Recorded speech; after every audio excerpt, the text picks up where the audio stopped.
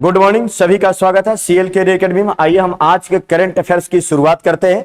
शानदार current affairs उसके static GK के साथ। चलिए, आज का हमारा पहला प्रश्न होगा, इंग्लैंड में भारत के नए उच्चायुक्त के रूप में किसे नियुक्त किया गया है। प्रश्न देखिए, प्रश्न बहुत ही बेहतरीन और शानदार, परीक्षा में आने वाला है। ब्रिटेन में भारत के उच्चायुक्त है ना, तो किसे नियुक्त किया गया है? इसका उत्तर हो जाएगा ए, विक्रम दोराईस्वामी। विक्रम दोराईस्वामी भारत के हैं और कहां उच्चायुक्त हुए हैं? इंग्लैंड में। कि किस देश के नियुक्त हुए? भारत के। भारत ने अपना उच्चायुक्त इंग्लैंड में नियुक्त किया है, नाम है विक्रम दोराईराजन। ये प्रश्न बहुत महत्वपूर्ण है, आप लोग लिख लीजिए इसको। और मैं कह रहा हूं पूरी गारंटी के साथ कि परीक्षा में प्रश्न आएगा, है ना। तो इंग्लैंड में भारत के नए उच्चायुक्त के रूप में इनको नियुक्त कर दिया गया है। विदेश मंत्रालय ने यह जानकारी दी है कि इनमें इनकी नियुक्ति हो गई है। ये याद रखेंगे, वेरी वेरी मोस्ट इंपॉर्टेंट है। अगर आप देखेंगे यहां पर रुचिरा कंबोज, एक प्रश्न ये बन जाएगा, रुचिरा कंबोज कौन होंगी? संयुक्त राष्ट्र में भारत की अस्थायी प्रतिनिधि, संयुक्त राष्ट्र संघ में, संयुक्त राष्ट्र संघ में, संयुक्त राष्ट्र संघ में भारत की अस्थायी प्रतिनिधि, भारतीय स्थायी प्रतिनिधि, याद रखेंगे आप, भारतीय स्थायी प्रतिनिधि नियुक्त किया गया रुचिरा कंबोज। लेकिन भारत में उच्चायुक्त इंग्लैंड, इंग्लैंड की राजधानी कहां है? लंदन है, याद रखिएगा आप लोग। इंग्लैंड, इंग्लैंड की कंपनी थी ईस्ट इंडिया कंपनी, जिसने भारत में काफी समय तक राज किया। तो वेरी वेरी मोस्ट इंपॉर्टेंट है, ये आप याद रखिएगा, विक्रम दोराईराजन। अगले प्रश्न को देखिए, किस कंपनी ने राजस्थान के संचोर में गोबर से संपीड़ित बायोगैस परियोजना की शुरुआत की है? गोबर से संपीड़ित बायोगैस परियोजना की शुरुआत की। देखिए कहां पर? राजस्थान के संचोर में, राजस्थान के संचोर में परियोजना होगी संपीड़ित बायोगैस, है ना। कंप्रेस्ड बायोगैस कह सकते हैं, कंप्रेस्ड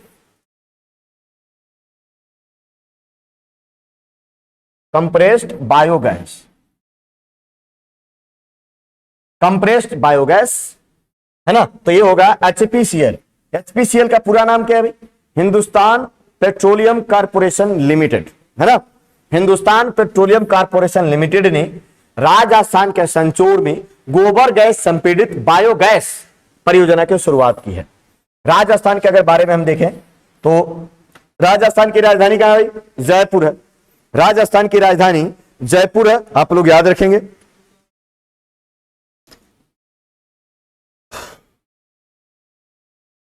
बायोगैस का उत्पादन करने के लिए संयंत्र में हर दिन 100 टन गोबर का उपयोग करने का प्रस्ताव है। अब ये जो परियोजना, जो संयंत्र लगेगा उसमें प्रतिदिन, इसमें प्रतिदिन, है ना, 100 टन गोबर लगेगा, ये भी याद रखिएगा। यहां पर संयंत्र में, गोबर गैस संयंत्र में प्रतिदिन 100 टन गोबर का इस्तेमाल किया जाएगा। यहां पर लगेगा 100 टन गोबर, याद रखना है आप लोगों को। और इसके ईंधन के रूप में इसी का इस्तेमाल होगा। 1 साल की अवधि में चालू करने का प्रस्ताव, अगले 1 साल की अवधि में चालू हो जाएगा, है ना, यह कहा जा रहा है। स्वच्छ भारत मिशन के तहत जैविक रूप से अपघटित होने वाले अपशिष्ट प्रबंधन घटक के एक भाग के तहत अप्रैल 2018 में शुरू किया गया था एक परियोजना भारत सरकार के द्वारा। क्या नाम था? गोवर्धन योजना। भारत सरकार ने गोवर्धन योजना शुरू की थी। भारत सरकार ने अप्रैल 2018 में गोवर्धन योजना शुरू किया था, यह भी याद रखिएगा। तो उसी से जुड़ा हुआ है, योजना शुरू किया था, याद रखना है आप लोगों को। गोवर्धन योजना की शुरुआत कब हुई थी? अप्रैल 2018 में। तो उसी को आगे बढ़ाते समय ये आपका प्रश्न बन गया, एचपीसीएल ने शुरू किया है राजस्थान के संचोर में। राष्ट्रपति द्रौपदी मुर्मू के सचिव के रूप में किसे नियुक्त किया गया है? भारत की जो नई राष्ट्रपति हैं, अभी चुना गया है। पिछले 25 जुलाई को उन्होंने क्या किया था? अपना शपथ ग्रहण किया था। आज कौन सा तारीख है? लगभग 1 महीने हो गया। 1 महीने पुरानी राष्ट्रपति द्रौपदी मुर्मू के सचिव के रूप में राजेश वर्मा द्राप्ती जो है ना राष्ट्रपति द्रौपदी मुर्मू के नए सचिव होंगे। और भारत के कौन सा नंबर के राष्ट्रपति हैं द्रौपदी मुर्मू? 15वीं राष्ट्रपति हैं भारत की, 15वीं राष्ट्रपति हैं। और कौन सा 16 चुनाव हुआ था? 16वां राष्ट्रपति चुनाव था, 16वां राष्ट्रपति चुनाव और 15वां राष्ट्रपति। ये कैसे? एक राजेंद्र प्रसाद 2 बार रहे थे इसलिए। तो राष्ट्रपति चुनाव 16 होगा, व्यक्तिगत रूप से ये 15वीं राष्ट्रपति हैं। तो याद रखिएगा। इनके पहले कपिल देव त्रिपाठी थे। राजेश वर्मा से पहले कौन थे? कपिल देव त्रिपाठी। अब इनके जगह राजेश वर्मा को लाया गया है। राष्ट्रपति द्रौपदी मुर्मू है ना। हमारे उपराष्ट्रपति, नए उपराष्ट्रपति कौन है? तो हमारे नए उपराष्ट्रपति है जयदीप धनखड़। ये भी याद रखिएगा। हाँ, जगदीप धनखड़। केंद्रीय राज्य मंत्री जितेंद्र सिंह ने देश की पहली हाइड्रोजन फ्यूल सेल बस का अनावरण कहां किया? हाइड्रोजन फ्यूल है ना, हाइड्रोजन फ्यूल सेल बस का अनावरण कहां किया है? ये किया है पुणे में, और पुणे है महाराष्ट्र। पुणे में किया है। हाइड्रोजन फ्यूल से चलने वाली सेल बस का जो है ना उद्घाटन किया किसने? केंद्रीय राज्य मंत्री, जो पृथ्वी विज्ञान मंत्री भी हैं, जितेंद्र सिंह ने इसका क्या किया है? अनावरण किया, अर्थात उद्घाटन किया। तो अब धीरे धीरे जो है हाइड्रोजन से चलने वाली तमाम गाड़ियों का, कारों का और तमाम इंजन बनाए जा रहे हैं। एक और बात ध्यान रखिएगा, भविष्य का इंजन किसे कहा जाता है? भविष्य का ईंधन हाइड्रोजन। भविष्य का इंजन कहा जाता है हाइड्रोजन को। याद रखिएगा, वेरी वेरी मोस्ट इंपॉर्टेंट है। भविष्य का ईंधन हाइड्रोजन को कहा जाता है। तो पुणे में हाइड्रोजन फ्यूल सेल बस का उद्घाटन किया गया जितेंद्र सिंह के द्वारा, जो केंद्र में केंद्रीय राज्य मंत्री हैं। पुणे महाराष्ट्र में है। अगला प्रश्न देखें। हाल ही में समर बनर्जी का निधन हुआ, किस खेल से जुड़े हुए हैं? समर बनर्जी है ना, ये बंगाल से हैं, बंगाल से हैं। और यह किस खेल से जुड़े हुए हैं? तो खेल जो है इनका हो जाएगा फुटबॉल। फुटबॉल के बहुत ही महान खिलाड़ी हैं भारत के, है ना, फुटबॉल के, और फुटबॉल टीम के अपने समय के कैप्टन भी रह चुके हैं। तो समर बनर्जी जो एक महान फुटबॉलर है भारत के, उनका निधन हो गया है, पश्चिम बंगाल से हैं और यह फुटबॉल खेल से संबंधित है, ध्यान रखिएगा। अच्छा, एक चीज और जान लीजिए यहां, फीफा, FIFA, फीफा जो है ना फुटबॉल इंटरनेशनल है ना, इसे federation of international football association क्या बोला जाता है? Federation of international football association है ना। इसका जो है इस बार फुटबॉल विश्व कप कहां होगा पुरुषों का? कतर, इसी साल होगा 2022 में फुटबॉल विश्व कप, विश्व कप पुरुष कतर में होगा। कतर की राजधानी दोहा, कतर में आयोजित होगा इस बार। तो ये बातें याद रखिएगा। तो समर बनर्जी जो है फुटबॉल के खिलाड़ी, तो वेरी वेरी मोस्ट इंपॉर्टेंट है, ये याद रखेंगे आप लोग। अंतरराष्ट्रीय खगोल विज्ञान और खगोल भौतिकी ओलंपियाड में भारत किस स्थान पर रहा है ना? यह अमेरिका में आयोजित किया गया था एक ओलंपियाड, है ना। किस मामले में? तो खगोल विज्ञान में और खगोल भौतिकी में ओलंपियाड का आयोजन हुआ था। तो इसमें बताया गया है कि रैंकिंग दी गई है देशों का, तो भारत इसमें रहा है तीसरे नंबर पर, 3rd रैंक भारत को मिला। आप लोग याद रखिएगा, भारत का जो रैंक है वो है 3rd रैंक है भारत का। बेहद महत्वपूर्ण प्रश्न है, आप याद रखेंगे, है ना। यह 15वें अंतरराष्ट्रीय ओलंपियाड है। ये कौन से नंबर का ओलंपियाड है? ये 15वें अंतरराष्ट्रीय ओलंपियाड है। अंतरराष्ट्रीय ओलंपियाड 15वें अंतरराष्ट्रीय ओलंपियाड है, ये भी याद रखिएगा आप लोग। तो जो है तीसरे नंबर पर भारत है। पहले दूसरे नंबर पर कौन है? छात्रों ने 3 स्वर्ण 2 रजत पदक जीतने के साथ यहां के जो भारत के जो छात्र रहे हैं, भारतीय छात्र है ना, भारतीय छात्र 3 गोल्ड और 2 सिल्वर मेडल जीता। भारतीय छात्रों ने तीन गोल्ड और 2 सिल्वर मेडल जीता और सिंगापुर के साथ संयुक्त रूप से तीसरा स्थान पर रहा, है ना। भारत और सिंगापुर दोनों तीसरे स्थान पर रहे हैं, Bharat plus Singapore third rank संयुक्त रूप से, है ना। अब ये ओलंपियाड हुआ कहां है, तो इस ओलंपियाड का आयोजन हुआ था 14 से 21 अगस्त में जॉर्जिया के कुटैसी में। आयोजन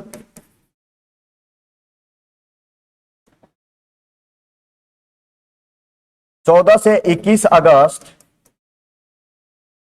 तक जॉर्जिया, और जॉर्जिया जो है अमेरिका में, जॉर्जिया के कुटैसी में,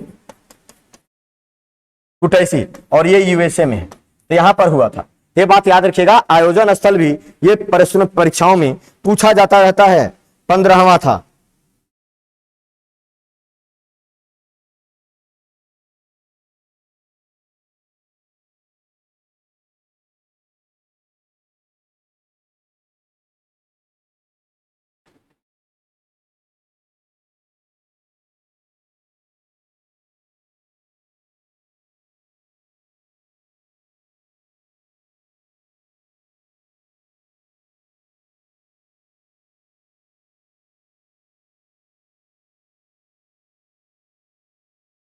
चलिए अगला हम देखते हैं। 23 अगस्त को अन्नामणि की 104वीं जयंती मनाई गई। वे कौन थी? अन्नामणि। अन्नामणि भारत की, ऐसा कहा जाता है, पहली महिला है जो भौतिक विज्ञानी और मौसम विज्ञानी रही हैं। इसका हो जाएगा सी। अन्नामणि की 104वीं 23 अगस्त को मनाया गया है, 104वीं जयंती। यह भारत की पहली भौतिक विज्ञानी और मौसम विज्ञानी रही है। तो ये क्यों चर्चा में है? तो गूगल ने इनके नाम पर, इनके जन्मदिन पर, गूगल ने इनके जन्मदिन पर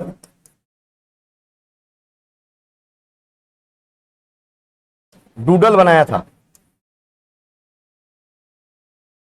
डूडल बनाया था, याद रखिएगा, इसीलिए ये चर्चा में आई है ना। डूडल बनाया था जिसकी वजह से चर्चा में आई है। 104वीं जयंती, भारत की पहली महिला मौसम विज्ञानी और भौतिकी विज्ञानी थी महिलाओं में, तो इसलिए बेहद महत्वपूर्ण है, वेरी वेरी मोस्ट इंपॉर्टेंट है, ये याद रखेंगे। 104वां मनाया गया इनकी जयंती। इनका जन्म हुआ था 23 अगस्त 1918 को केरल में। इनका जन्म कहां हुआ था? इनका अन्नामणि का जन्म हुआ था 23 अगस्त 1918 में, केरल में हुआ था, केरल में। तो यह बात याद रखिएगा, बेहद महत्वपूर्ण होगा। केंद्र सरकार ने मिथिला मखाना को जीआई टैग दिया है। यह किस राज्य का उत्पाद है? मिथिला मखाना। मखाना क्या होता है? एक सफेद सफेद लावा जैसे होता है, जिसको मखाना वो खाया जाता है, मेवा वगैरह में ये आता है। तो मिथिला मखाना जो है, इसको जीआई टैग दिया गया है, और ये है बिहार का। मिथिला क्षेत्र बिहार में ही पड़ता है, नेपाल से सटा हुआ। तो ये बिहार का उत्पाद है जिसको जीआई टैग दिया गया है ना। जीआई, जीआई का पूरा नाम क्या है? ज्योग्राफिकल इंडिकेशन, इसको बोलते हैं भौगोलिक संकेतक, भौगोलिक संकेतक, ज्योग्राफिकल इंडिकेशन। ये विभिन्न उत्पादों को दिया जाता है, जिसे वो किसी इसी उत्पाद को दिया जाता है जो अपनी पहचान के लिए किसी क्षेत्र में विशेष में अपनी पहचान रखता है ना। और इस तरीके से भारत के सैकड़ों उत्पादों को जीआई टैग दिया गया है।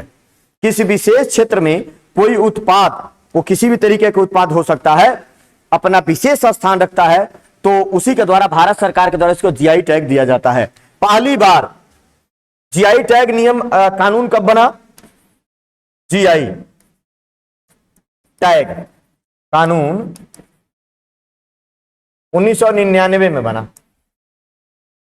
बहुत सारे उत्पादों का संरक्षण देने के लिए बनाया गया, ये भी याद रखिएगा। पहली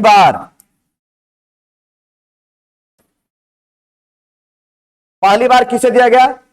दार्जिलिंग टी को पहला उत्पाद है जिसको जीआई टैग दिया गया 2004 में। पहली बार 2004 में दार्जिलिंग टी को दिया गया, दार्जिलिंग चाय को जीआई टैग दिया गया है। तो ध्यान रखिएगा, बिहार के और भी उत्पाद हैं, जैसे शाही लीची मुजफ्फरपुर का, शाही लीची को भी जीआई टैग दिया गया है ना, ये भी याद रखिएगा। एक होता है जर्दालू आम, बिहार के जर्दालू आम को भी जीआई टैग दिया गया है ना। एक और जो है बिहार का ही है, सलाव खाजा, सलाव खाजा, ये मिठाई है एक प्रकार का, इसको भी जीआई टैग दिया गया है। मिथिला मखाना को जीआई टैग दिया गया है ना। बहुत सारे उत्पाद हैं। मध्य प्रदेश में और छत्तीसगढ़ में एक मुर्गा आता है, मुर्गा कड़कनाथ मुर्गा, उसको भी जीआई टैग दिया गया है। कोल्हापुरी चप्पल को जीआई टैग दिया गया है ना।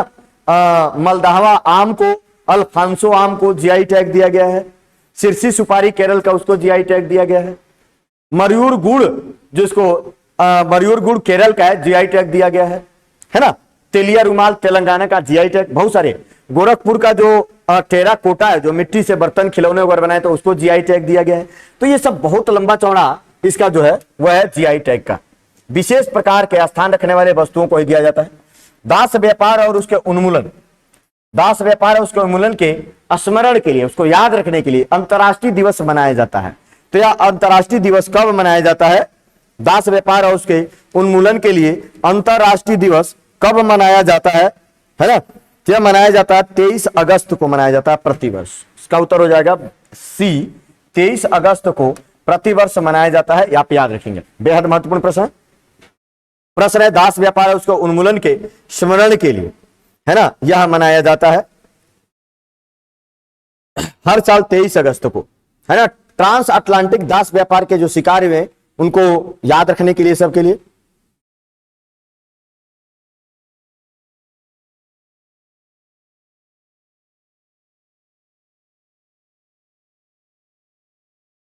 यूनेस्को द्वारा जो है यह मनाया जाता है। किसके द्वारा मनाया जाता है? यूनेस्को द्वारा, यूनेस्को द्वारा मनाया जाता है दास व्यापार के उन्मूलन के लिए, कि दास व्यापार जो है उन्मूलित किया जा सके, तो यूनेस्को इसको मनाता है बड़े जोर शोर से। अगर हम बात करें यूनेस्को की, 16 नवंबर 1945 को स्थापना हुआ था। यूनेस्को की स्थापना की अगर हम बात करें, तो ये अंतरराष्ट्रीय संगठन है जिसको आपको याद रखना होगा। स्थापना 16 नवंबर 1945 को। यूनेस्को का मुख्यालय कहां है? मुख्यालय जो है पेरिस में है। सदस्य देश कितने हैं? 193, 193 जितने यूएनओ के सदस्य हैं उतने ही हैं। और इसके हेड कौन है? आंद्रे जोले, मुखिया, प्रमुख। इसके प्रमुख कौन है? आंद्रे जोले, है ना। चलिए, तो याद रख लीजिएगा यूनेस्को का, और ये इसका उत्तर हो जाएगा 23 अगस्त। प्रधानमंत्री नरेंद्र मोदी ने अगले 25 वर्ष के लिए कितने प्रण, अगले 25 वर्ष मतलब 2047 तक कितने प्रण, प्रण का मतलब होता है संकल्प, है ना, लक्ष्य की घोषणा की है? इन्होंने कहा कि 2047 तक, मतलब अभी कितना चल रहा है, 22, 25, 47, 2047 तक भारत को क्या कर देंगे? भारत को विकसित करने का लक्ष्य भी है। विकसित करने का लक्ष्य रख लिया, लक्ष्य रखा गया, है ना, कि अब से अगले 25 वर्ष तक 5 प्रण लिए गए हैं। 2047 तक भारत को विकसित करने का लक्ष्य रखा गया है। और ये 5 प्रण हैं कौन से? आजादी के 100 साल हो जाएंगे, 2047 में क्या हो जाएगा? आजादी के 100 साल हो जाएंगे। ये 5 प्रण कहना है, तो पहला प्रण है विकसित भारत का लक्ष्य। पहला, मैं यहां पर 5 लिख रहा हूं, 5। फर्स्ट, विकसित भारत का लक्ष्य, विकसित भारत लक्ष्य एक हो गया। दूसरा क्या होगा? विकसित भारत लक्ष्य। दूसरा होगा गुलामी के हर अंश से मुक्ति, गुलामी से मुक्ति। गुलामी से मुक्ति, ये दूसरा प्रण है। तीसरा प्रण क्या होगा? अपनी विरासत पर गर्व करना, अपनी विरासत पर गर्व करना, है ना। चौथा क्या होगा? चौथा प्रण क्या है? एकता और एकजुटता, एकता और एकजुटता।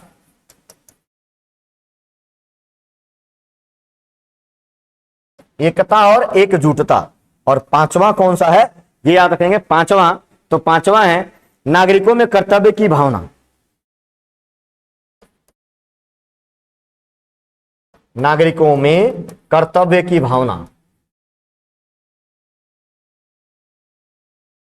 ये 5 प्रण रखे गए हैं अगले 25 वर्षों के लिए, यही है पंच प्रण। इसका उत्तर हो जाएगा 5, B is the right answer, है ना। तो ये याद रखिएगा। 2047 तक नरेंद्र मोदी ने भारत को विकसित करने का लक्ष्य रखा है, बहुत ही महत्वपूर्ण है, याद रखिएगा। और कब किया इन्होंने? 15 अगस्त को, 15 अगस्त को घोषित किया। यह भी याद रखिएगा कि कब घोषित किया, घोषित किया गया। कांग्रेस के किस वरिष्ठ नेता को फ्रांस के सर्वोच्च नागरिक सम्मान से सम्मानित किया जाएगा? कांग्रेस के किस वरिष्ठ नेता को? तो इसका उत्तर हो जाएगा शशि थरूर। कांग्रेस के वरिष्ठ नेता है शशि थरूर, है ना। और इनकी एक बड़ा प्रसिद्ध किताब, बहुत सारी किताबें इन्होंने लिखा, वाई आई एम हिंदू, इनकी किताब का नाम है। तो फ्रांस का जो सर्वोच्च सम्मान, नागरिक सम्मान है, वो कौन देगा? फ्रांस किसको देगा सर्वोच्च नागरिक सम्मान? Shashi Tharoor is the right answer. और इस फ्रांस के सर्वोच्च सम्मान का नाम क्या है? सेवेलियर दी ला लीजन दी ऑनर। सेवेलियर, मैं लिख दे रहा हूं, सर्वोच्च सम्मान का नाम है सेवेलियर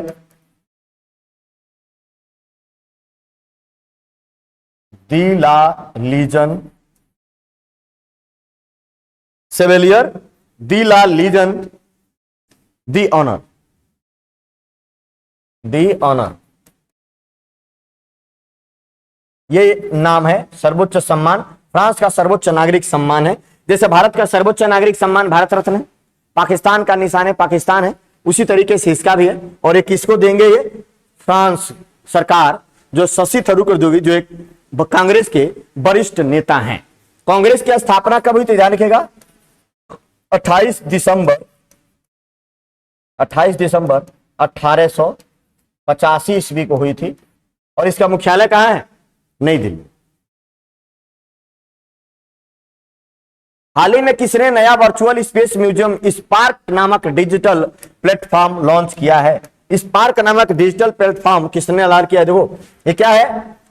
वर्चुअल स्पेस म्यूजियम। क्या नाम रखा गया है? स्पार्क। किसने लॉन्च किया इसको? तो इसरो ने। ये एक डिजिटल प्लेटफॉर्म है, इसरो ने लॉन्च किया है। इसरो भारत की स्पेस एजेंसी है, भारत की स्पेस एजेंसी है। इसरो की बात करें तो इंडियन स्पेस रिसर्च ऑर्गेनाइजेशन इसका पूरा नाम है। और इसरो का जो मुख्यालय है, मुख्यालय इसका बेंगलुरु कर्नाटक में है, बेंगलुरु कर्नाटक। इसको सिलिकॉन सिटी और आईटी सिटी भी के नाम से जाने जाते हैं। इसरो के जो अभी अध्यक्ष हैं एस सोमनाथ हैं, याद रखिएगा, ये भी नए ही बने हैं। एस सोमनाथ, के सिवन के बाद इन्हीं का नाम आया, S Somnath. Indian space research organisation, ISRO का जो अंतरिक्ष केंद्र है जहां से सैटेलाइट भेजे जाते हैं, तो वो है श्रीहरिकोटा में, श्रीहरिकोटा लॉन्च पैड। श्रीहरिकोटा में इसका उपग्रह लॉन्च पैड है,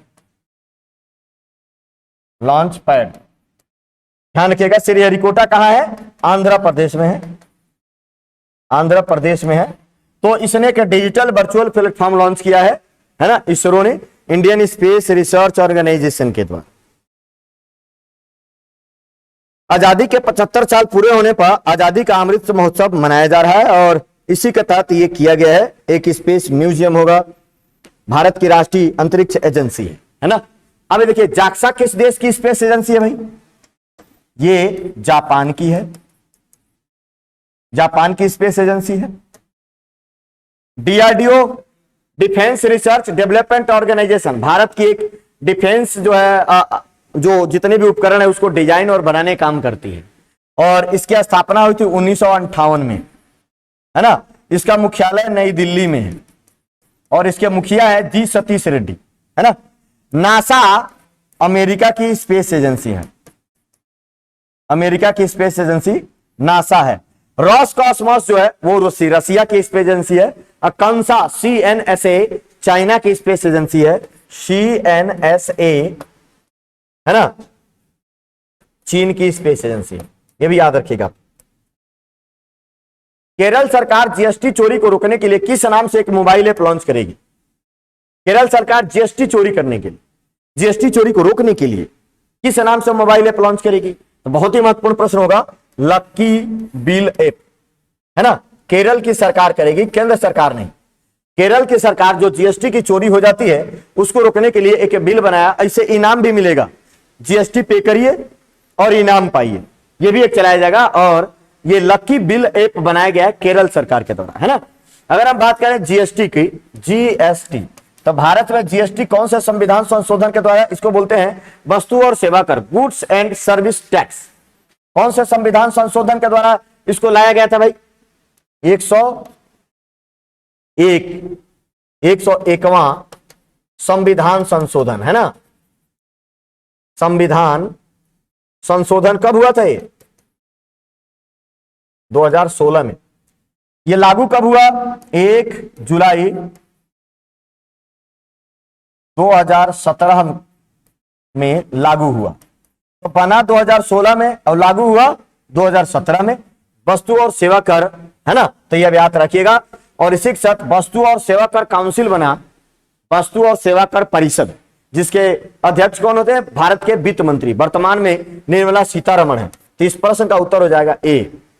44वें शतरंज ओलंपियाड के ओपन सेशन में, 44वें शतरंज ओलंपियाड के ओपन सेक्शन में किस देश ने स्वर्ण पदक जीता है? किस देश ने स्वर्ण पदक जीता है, ये बताना है।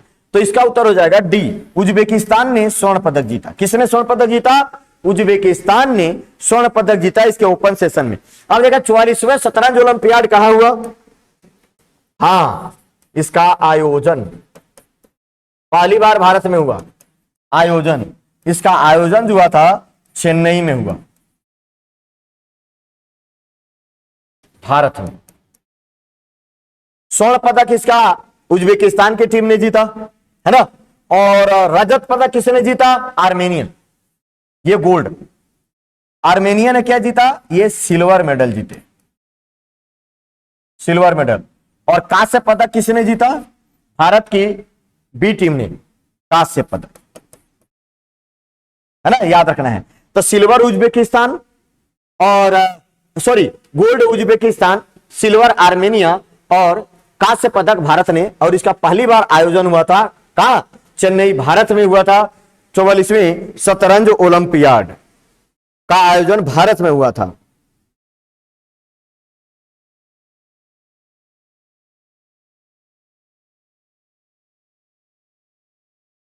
इसका आयोजन कब से कब तक हुआ था? 28 जुलाई से 9 अगस्त 2022 तक। 28 जुलाई से, है ना, 28 जुलाई से 9 अगस्त 2022 तक हुआ था, भारत के चेन्नई में इसका आयोजन हुआ था, है ना। यह बात याद रखिएगा।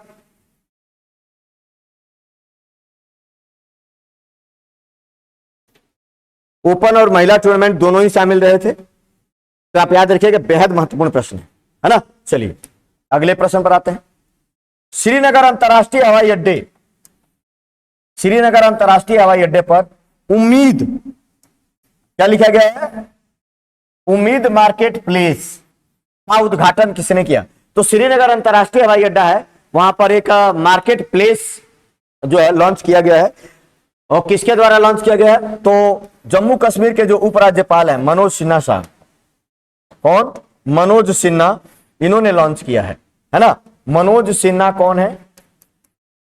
मनोज सिन्हा, ये है जम्मू कश्मीर के उपराज्यपाल, जम्मू कश्मीर के उपराज्यपाल हैं। जम्मू कश्मीर के उपराज्यपाल है मनोज सिन्हा। इन्होंने श्रीनगर अंतर्राष्ट्रीय हवाई अड्डे पर उम्मीद मार्केट प्लेस का उद्घाटन किया है ना, उम्मीद मार्केट प्लेस का उद्घाटन किया है। भारतीय विमानपत्तन प्राधिकरण है, इसके तहत जो है किया गया है कि इसमें अवसर योजना है ना, अवसर के तहत एक केंद्र खोले गए हैं। तो उपराज्यपाल मनोज सिन्हा श्रीनगर एयरपोर्ट पर उम्मीद बिक्री और प्रदर्शनी काउंटर का भी उद्घाटन किया। यहाँ पर उम्मीद प्रदर्शनी और काउंटर केंद्र का भी उद्घाटन किया। मनोज सिन्हा जम्मू कश्मीर के उपराज्यपाल है। तो याद रखिएगा महत्वपूर्ण, देखो जम्मू कश्मीर और लद्दाख वगैरह से बढ़िया प्रश्न बनते हैं। तो मनोज सिन्हा को जाने का वहां का लेफ्टिनेंट गवर्नर है, बेहद महत्वपूर्ण प्रश्न है। श्रीनगर, श्रीनगर जम्मू कश्मीर की राजधानी है। और एक और बात ध्यान रखिएगा, श्रीनगर ये नगर जो था किसने बसाया था, महत्वपूर्ण प्रश्न बनेगा। तो श्रीनगर जो बसाया था, ये बसाया था अशोक ने। श्रीनगर नगर की स्थापना किसने की थी, अशोक ने। तो श्रीनगर जो नगर है किसने बसाया, अशोक ने बसाया था। अशोक किस काल में था, मौर्य काल में था। अशोक के पिता का नाम था बिंदुसार और बिंदुसार के पिता का नाम था चंद्रगुप्त मौर्य। तो उसके समय में श्रीनगर, और श्रीनगर वर्तमान में जम्मू कश्मीर की राजधानी है। तो चलिए आज के लिए इतना ही, कल फिर मिलेंगे। तब तक के लिए सभी को बहुत बहुत धन्यवाद। जय हिंद, जय भारत।